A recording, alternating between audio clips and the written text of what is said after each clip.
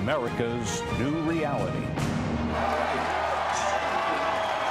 Donald J. Trump will be sworn in as the 45th President of the United States on January the 20th. I think we're kind of in uncharted territory. I promise you that I will not let you down. We owe him an open mind and the chance to lead.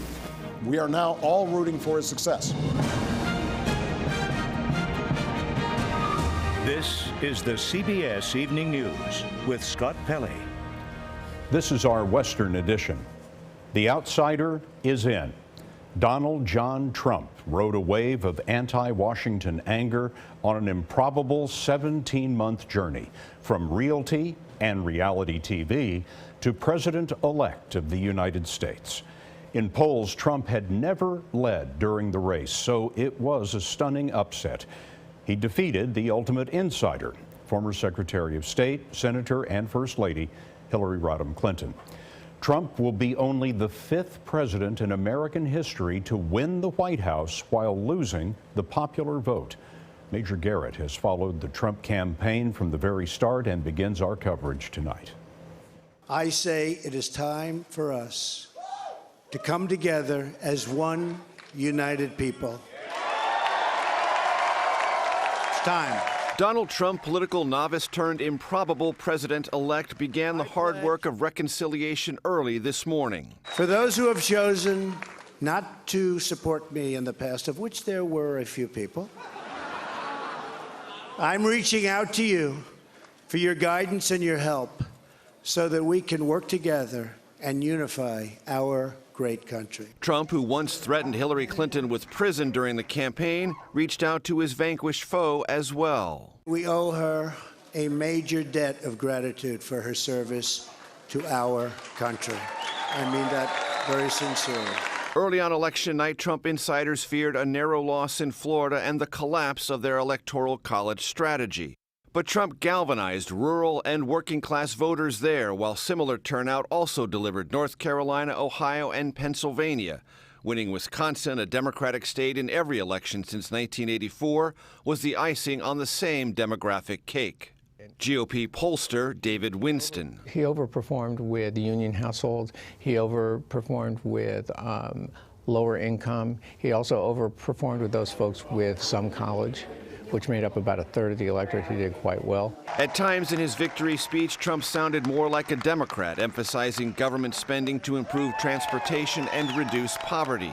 We are going to fix our inner cities and rebuild our highways, bridges, tunnels, airports, schools, hospitals. We're going to rebuild our infrastructure, which will become, by the way, second to none. Today, Trump and running mate Mike Pence met with senior transition staff at Trump Tower to discuss cabinet posts and agency-by-agency battle plans for regulation and legislation. Sources tell CBS the leading candidate to become Trump's chief of staff is Republican National Committee Chairman Reince Priebus. I'll tell you, Reince is really a star, and he is the hardest working guy. Congressional Republicans see Priebus as a trusted and politically skilled conduit to GOP majorities in both chambers.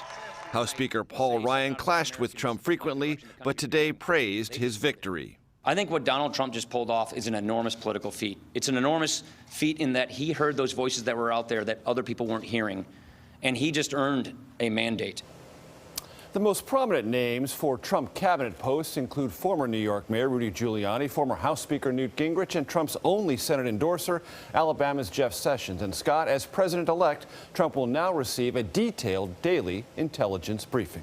Major Garrett, we're grateful for your reporting across these long months. Thank you.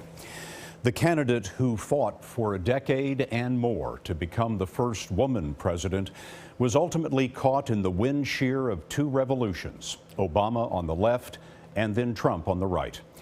Hillary Clinton's mother, who was born before women could vote, once told her daughter there was no room for cowards in their house. Well, it took courage to make the speech she made today, perhaps the best speech of her career, and Nancy Cordes was there. Last night, I congratulated Donald Trump and offered to work with him on behalf of our country. Aides and supporters openly wept as Clinton uttered the words that would have been unthinkable to them a day ago. Donald Trump is going to be our president. We owe him an open mind and the chance to lead. Clinton and her husband both wore purple, a symbolic unity of Democratic blue and Republican red, even as she acknowledged her party's agony. I know how disappointed you feel because I feel it too. This is painful, and it will be for a long time. Painfully unexpected. Clinton faltered in a trio of states essential to her strategy. Michigan, still too close to call today. Pennsylvania, where she led 2 weeks ago by 8 points. And supposedly safe Wisconsin, where she hadn't campaigned in 7 months. The culprit wasn't complicated. Lackluster Democratic turnout despite a state-of-the-art ground game. A sign of ambivalence for a candidate dogged by an email scandal and a record of evasiveness, who tried to sell experience to a nation looking for change. I've had successes and I've had setbacks. Clinton told young women today not to get discouraged, that history had slipped her grasp twice.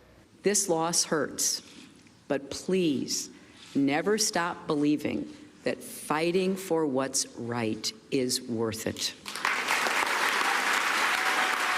I know we have still not shattered that highest and hardest glass ceiling, but someday someone will, and hopefully sooner than we might think. Her running mate, Tim Kaine, who now goes back to the Senate, suggested Clinton's gender was at the root of her loss. She has made history in a nation that is good at so many things, but that has made it uniquely difficult for a woman to be elected to federal office. Clinton and her aides were so sure she would win that they had transition meetings scheduled for today. Instead, Scott, she held a conference call with thousands of staffers and volunteers, thanking them for their service and wishing them well. Nancy Cordes, we thank you for your service over the last year and a half. Thank you very much. Now we're going to go to John Dickerson, our political director and the anchor of Face the Nation. John, tomorrow Donald Trump at the White House will shake President Obama's hand and then immediately proceed to dismantle Obama's achievements. You're exactly right. When the president spoke today, he said he was heartened by Donald Trump's victory speech, in which Donald Trump suggested the kind of bipartisanship that we associate with parties coming together. But the minute Donald Trump becomes president, there's two chances for immediate partisan conflict. The first is he'll name a Supreme Court nominee.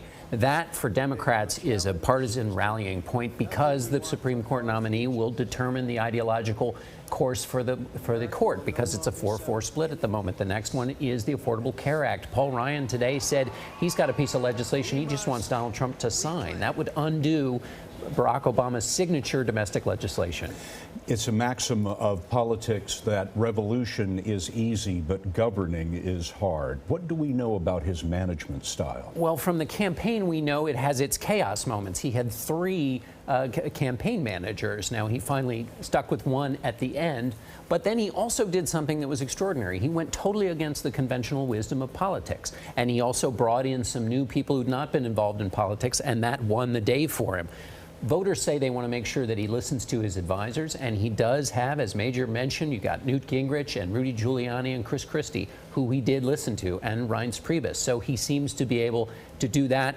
The one to watch that I've been hearing from Republicans is Vice President Mike Pence. A lot of Republicans think Pence will have a big role, which might change the way this White House is structured. 36 hours ago, many people were asking what would happen to the Republican Party after the election. Now it's the Democratic Party they're talking about. Well, that's right. Who is the leader of the Democratic Party?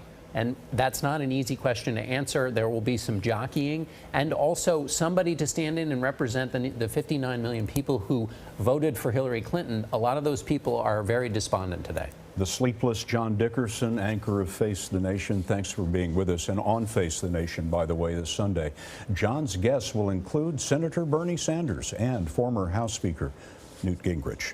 The Trump victory will reset relations with Russia, and Elizabeth Palmer is in Moscow. Russia's enthusiasm for Donald Trump's win was on show at watch parties all over Moscow. This is the victory that American people brought the whole world. At the Kremlin, President Putin said Trump's victory was a chance to repair relations with America. It's not our fault they're in such poor shape, he said, but Russia is ready to restore them. That's music to the ears of Russian citizens like these who came out to wave the flag in a national unity march last week. They want an end to the tough U.S.-led economic sanctions imposed on Russia after Putin annexed Crimea in 2014. Music to the ears of Putin, who wants more respect from the White House, was Trump's personal praise of him. I'm going to say great things about him. I've already said he is really very much of a leader. The Kremlin took an opportunity last weekend to parade some World War II military hardware. This is what Putin yearns to reclaim. An era when Russia was a major player and wasn't subject to U.S. pressure or U.S. lectures on democracy. The Kremlin hopes a new era like that is dawning now, Scott, with a Trump administration so tied up in trying to manage a deeply divided America that it has neither time nor energy to try and manage Russia, too. Elizabeth Palmer beneath the Spasskaya clock tower for us tonight. Thank you, Liz. Coming up next on the CBS Evening News, we'll crunch the numbers to see how Trump won and how Clinton lost.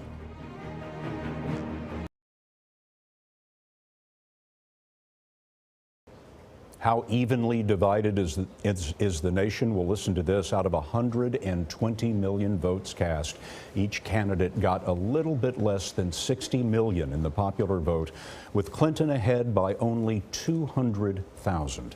Anthony Mason shows us how Trump scored his upset. The Trump victory was built on several key pillars, Scott. Trump won men 53-41, but he also won white women by a similar margin. His greatest strength came from whites without a college degree. He had nearly a 40-point edge among those voters. When we asked voters the most important quality they were looking for, number one was a candidate who can bring about change. Donald Trump won 83% of these voters. Now, after the release of the Access Hollywood tape, some Republican leaders unendorsed Trump, and it looked like there could be significant defections from Republican ranks, but it didn't happen. He won 81% of conservatives and white evangelicals. 9 out of 10 Republicans voted for Trump. At the same time, Clinton underperformed with 3 key groups in the Democratic coalition. She won 55% of young voters, but Mr. Obama took 60% 4 years ago. She won 88% of the African-American vote. President Obama had 93% in 2012. Even with the Hispanic vote, where early voting suggested new strength for Clinton, she polled only 65%. Mr. Obama polled 6 points higher. In the end, Republicans came home. Democrats, it seems, stayed home. Finally, 13% of voters made up their minds in the last week, and they broke strongly for Trump in key battleground states. He won a majority of late deciders in Pennsylvania, Wisconsin, Michigan, and Florida, the biggest margin in Wisconsin, 58-31%. And that's why Donald Trump had surprising strength in those states. Scott? Insight from Anthony Mason. Thank you, Anthony. And when we come back, students protest the Trump win.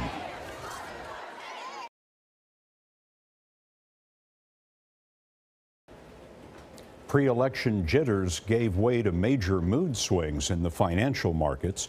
As Trump racked up electoral votes last night, Dow futures plunged. The unpredictable outsider made investors nervous.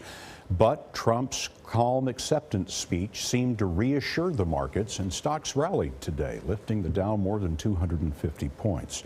The Trump victory was met with protests in a number of cities. Today in Berkeley, California, thousands of high school students and teachers walked out of class. There were also marches in New York City, several hundred people in Columbus Circle, not all that far from Trump Tower. In Chicago, a huge crowd, possibly in the thousands, protested in the street outside Trump's hotel. The Republican Bush family did not appreciate the way Trump treated Jeb during the primaries, and the 41st and 43rd presidents declined to vote for him. But today, George and George W. Bush telephoned Trump to congratulate him, and Jeb Bush tweeted Trump, saying he would be praying for him. Up next, how the wisdom of the founders has kept the fire of liberty burning all these centuries later. This portion of the CBS Evening News is sponsored by the Quicksilver Card from Capital One. Earn unlimited 1.5% cash back every purchase, everywhere.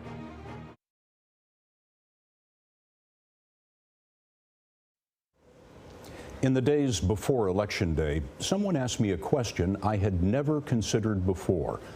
Are we going to be okay? I didn't know who they wanted for president. It didn't matter because this was the anxiety election on both sides of the divide. Do these words sum up for you the faults in these campaigns? Passionate partisanship, absurd judgment, and ambitious self-serving behavior? Well, if so, consider. Those are the words that John Adams used in 1776 to advocate for a constitution with three branches of government: separate, equal, and hopelessly encumbered by hobbles known as checks and balances. James Madison called the separation of powers the essential precaution in favor of liberty. The American government is inefficient. These days we call it gridlock, but that is what the founders were striving for, a system that would slow down, even stop, when politics became too partisan, absurd, and self-serving. The Constitution is a circuit breaker that prevents real damage. If you're among those who believe this was the election no one saw coming, you're mistaken. The founders could not have imagined the horizons of our modern world, but the range of human nature is ever the same. From the second-floor windows of a building in Philadelphia, they could see a distance of 229 years. Are you going to get what you want from the next government? No telling. Are we going to be okay? No question.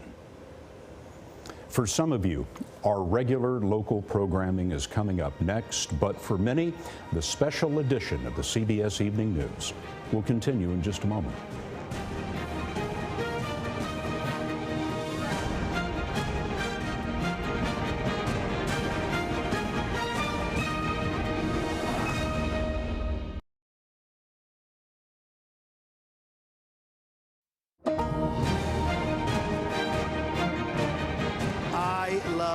This country.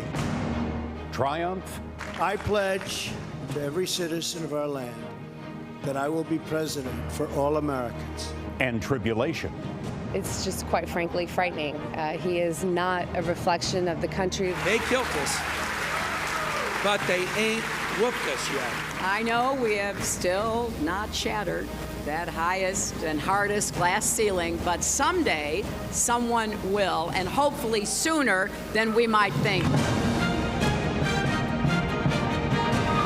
This is the CBS Evening News with Scott Pelley. For those of you just joining us, this is a special expanded edition. Hillary Clinton's concession today was perhaps the best speech of her presidential campaign. It was certainly the most poignant. And to all the little girls who are watching this, never doubt that you are valuable and powerful and deserving of every chance and opportunity in the world to pursue and achieve your own dreams. Republican House Speaker Paul Ryan called Trump's victory the most incredible political feat he has seen in his lifetime. But now, as we do every 4 years, we have to work to heal the divisions of a long campaign. I think President-elect Donald Trump set the perfect tone last night for doing just this. And here is what Speaker Ryan is talking about. Now it's time for America to bind the wounds of division. Have to get together. To all Republicans and Democrats and independents across this nation, I say it is time for us to come together as one united people. It's time. I pledge to every citizen of our land that I will be president for all Americans, and this is so important to me.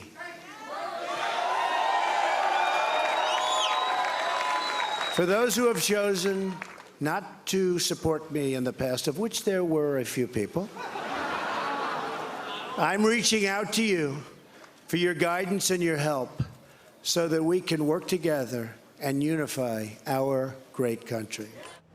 President Obama echoed those sentiments. Margaret Brennan is at the White House. The peaceful transition of power is one of the hallmarks of our democracy. And over the next few months, we are going to show that to the world. President Obama called for all Americans to unite behind President-elect Trump, even though his unexpected victory is a sharp repudiation of Mr. Obama's progressive agenda. We will renegotiate NAFTA, stand up to China, and stop the job-killing Trans-Pacific Partnership. Mr. Trump has vowed to withdraw the U.S. from free trade agreements, scrap the Iranian nuclear deal, and immediately repeal Obamacare, the president's signature achievement. We will do it very, very quickly. It is a catastrophe. He'll also attempt to reverse several executive actions, including President Obama's move to ease deportation of undocumented migrants and regulation of power plants. Yet President Obama said he is still proud of what his administration accomplished. That remarkable work has left the next president with a stronger, better country than the one that existed 8 years ago. Surrounded by a crowd of visibly disappointed staff, the president tried to be gracious in defeat. That's the way politics works sometimes.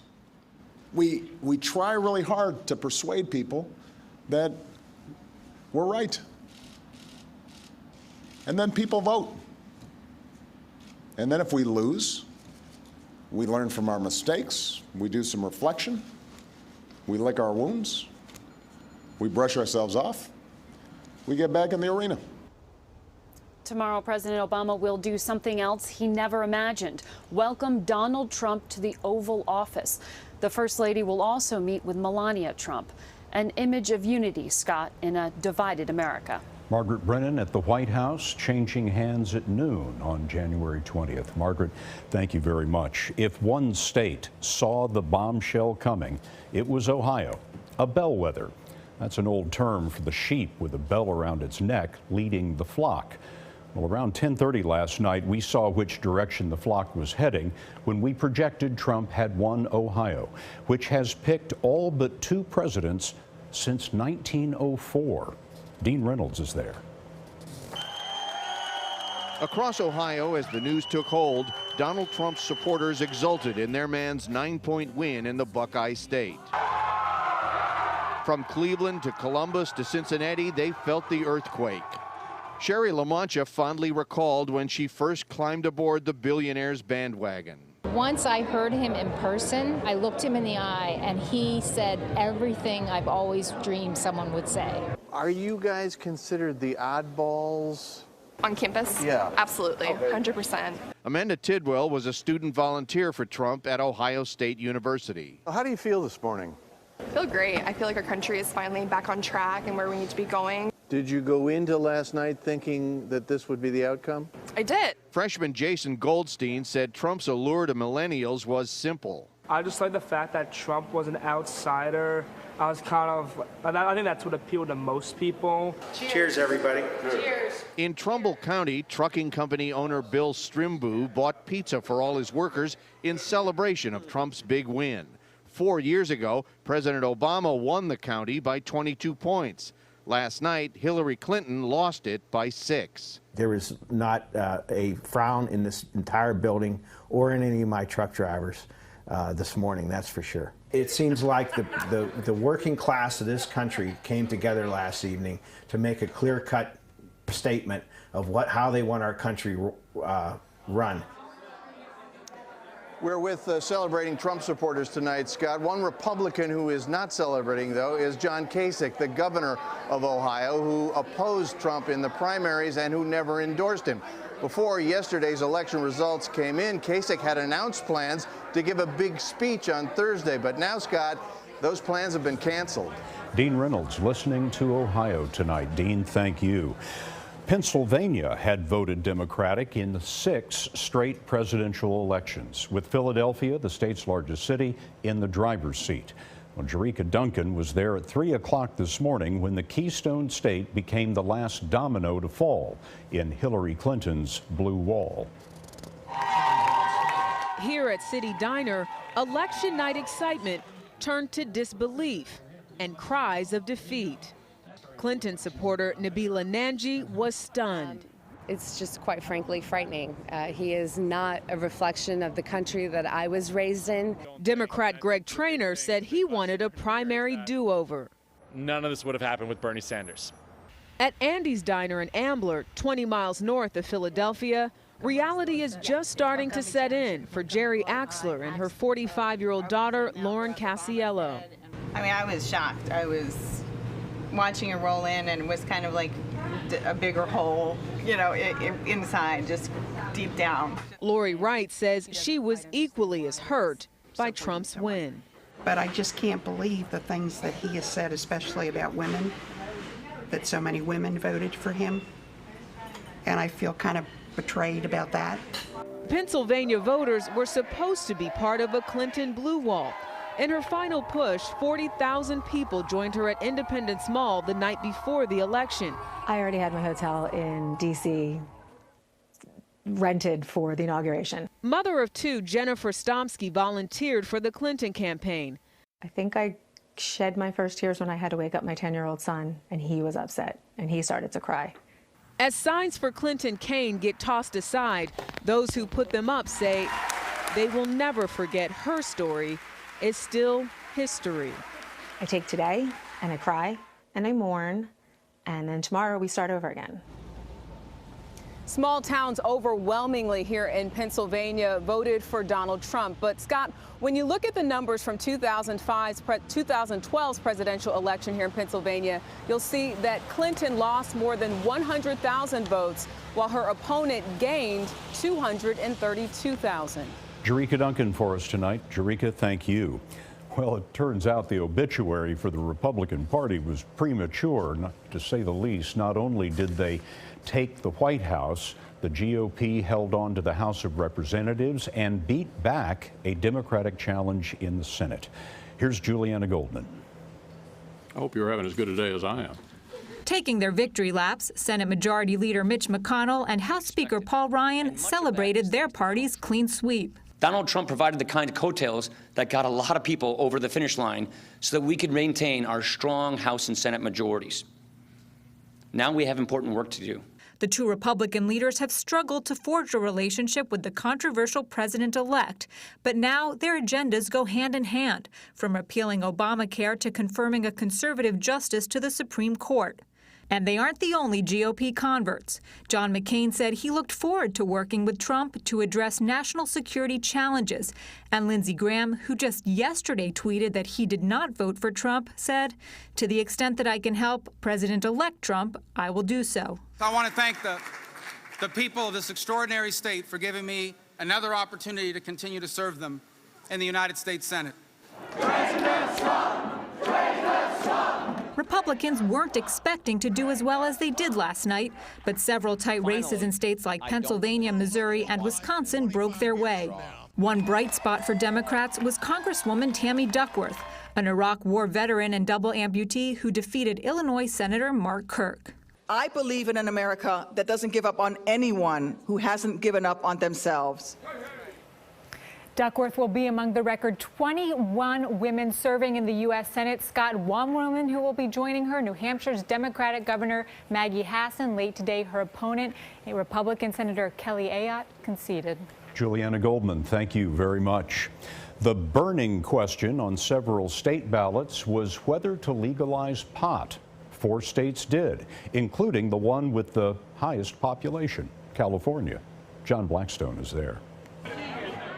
At an election night party at a medical marijuana dispensary in San Francisco, the overwhelming passage of California's Proposition 64 means adults over 21 can now legally smoke marijuana for recreational use. It's done, right? The campaign was backed by California's Lieutenant Governor Gavin Newsom, with the goal of both raising revenues through sales taxes and ending prosecution for minor drug offenses. in California now has sent that message powerfully to the rest of the nation. That is a point of pride from my perspective. Voters approved similar measures yesterday in Massachusetts and Nevada, bringing to 7 the number of states, plus the District of Columbia, where recreational use of marijuana is legal, an area that includes 20% of the U.S. population.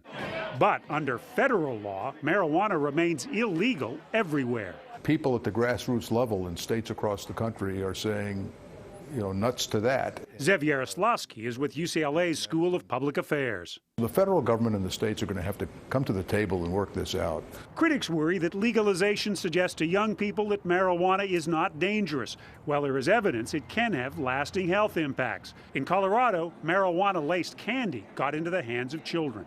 You have 4 children. Are you afraid that this will make marijuana more available to them? No, because it's ubiquitous today. Teenagers find it easier to get marijuana than they do alcohol. Survey after survey bears that out.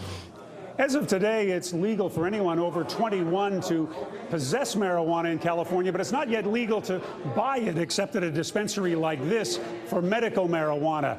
The retail sale of recreational marijuana, Scott, the rules for that may not be finalized for more than a year.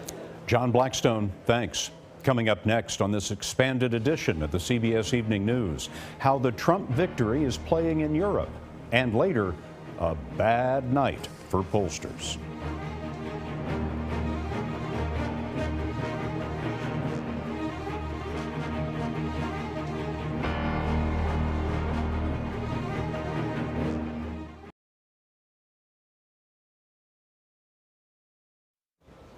After months of accusations that Russian hackers were trying to disrupt the U.S. election, we were surprised to learn today that Vladimir Putin used a technology from the 1800s to congratulate Donald Trump.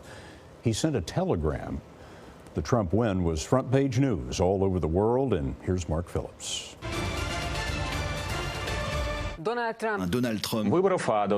Overseas, the reaction to the Trump victory was somewhere between shock and fear. Most Western leaders did what protocol requires. Well, I congratulate Donald Trump. Like Britain's Theresa May, they offered pledges of cooperation. But several did so with some of Donald Trump's campaign statements still ringing in their ears. So NATO, we are paying a tremendous amount of money for NATO. And it's not fair, folks. It's not fair.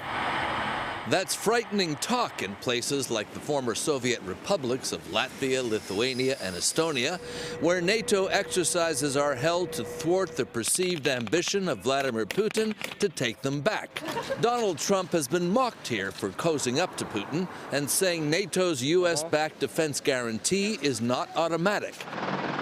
Any tampering with the alliance is a frightening prospect, says Pulitzer Prize-winning columnist Ann Applebaum. People are afraid of another Russian incursion into Ukraine. People are afraid of Russian influence and Russian pressure on the Baltic states and on Central Europe. People are afraid of an expansion of Russian influence all over Europe. The president-elect has sounded more statesman-like since he won. We will get along with all other nations, willing to get along with us. We will be. And there are some in Europe, like Marine Le Pen of the anti-immigrant National Front in France, and Geert Wilders of the right-wing Freedom Party in the Netherlands, who see the Trump victory as an inspiration. What can happen in America can happen in Europe, can happen in the Netherlands as well. And then there's Iran. Donald Trump has promised to pull out of the deal to halt Tehran's nuclear program. If he does, Scott, that'll be another dramatic split with the already nervous Europeans. Mark Phillips with the vote heard round the world. Thank you very much, Mark. How did the polls get the election so wrong? Well, coming up next, our master of maps and keeper of stats, Anthony Salvanto.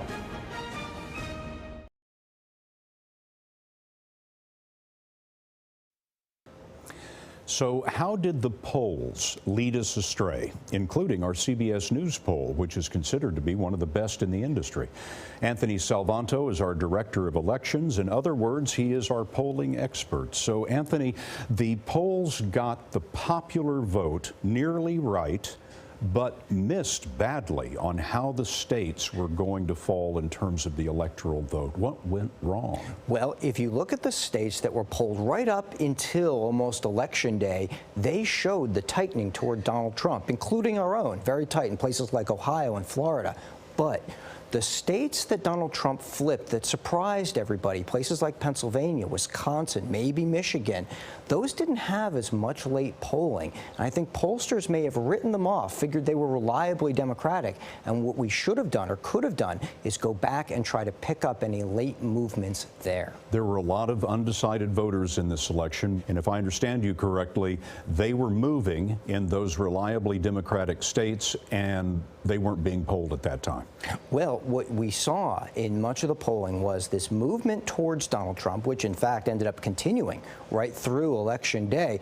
But there was also a turnout issue. Many of the Democratic respondents in polls who said they were coming out for Hillary Clinton, when I looked at those turnout patterns on election night, in place after place, Hillary Clinton's vote share was going down. So those Democrats did not show up, not en masse, but just enough to cost her. They said they were going to go to the polls when the pollster asked them, and then they didn't show. Exactly.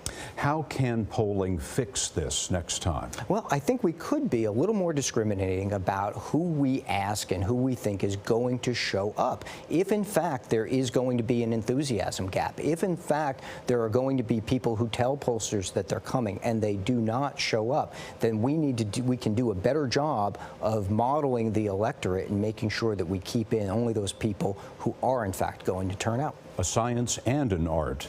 Anthony Salvanto, our Director of Elections. Thank you, Anthony. Thank you, Scott. After some negative campaigns, we'll end with some positive words coming up.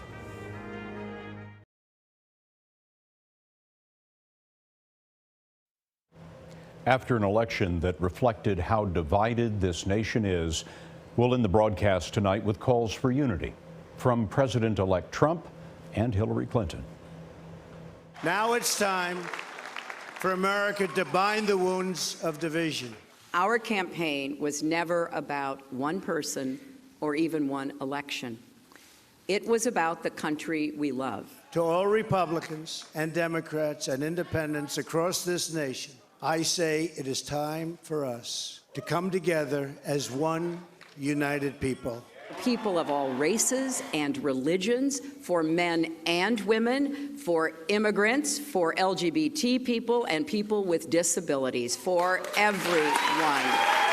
I pledge that I will be president for all Americans. The forgotten men and women of our country will be forgotten no longer. And to all the little girls who are watching this, never doubt that you are valuable and powerful and deserving of every chance and opportunity in the world to pursue and achieve your own dreams. No dream is too big, no challenge is too great. Nothing we want for our future is beyond our reach. And that's our expanded edition of the CBS Evening News for tonight. For all of us at CBS News, all around the world, good night.